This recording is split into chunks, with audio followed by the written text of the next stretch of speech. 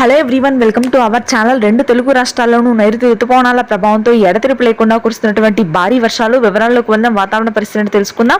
వాటన్నిటికంటే ముందు మీరు ఇంకా మన ఛానల్ కనుక సబ్స్క్రైబ్ చేయనట్లయితే వెంటనే సబ్స్క్రైబ్ చేసి పక్కన ఉన్న బెల్ ఐకాన్ని క్లిక్ చేసేయండి.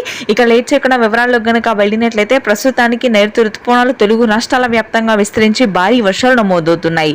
రాయలసీమ, అనంతపురం, సత్యసాయి, పుట్టపర్తి, అదేవిధంగా దక్షిణ కోస్తాలోని నెల్లూరు, ప్రకాశం, తెలంగాణలోని మహబూబ్ నగర్, గద్వాల్, కరీంనగర్, వరంగల్, వనపర్తి, వికారాబాద్, నాగర్ కర్నూల్, జనగామ, హైదరాబాద్ దిగువ ప్రాంతాలన్నింటిలో కూడా ప్రస్తుతానికి భారీ వర్షాలు నమోదవుతున్నాయి. ఈ వర్షాలు రెండు రోజుల పాటు కొనసాగే అవకాశం ఉంది.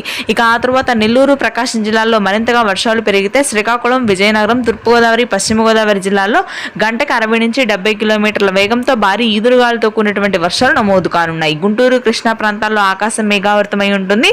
ఇక ఆ తర్వాత నిజామాబాద్, ఆదిలాబాద్, ఖమ్మం, భద్రాద్రి, కొత్తగూడెం, మేడ్చల్, మంచిర్యాల, రాజన్న సిరిసిల్ల ప్రాంతాలు, ఆసిఫాబాద్ ప్రాంతాల్లో కూడా మోస్తరు నుంచి భారీ వర్షపాతం నమోదవుతుంది.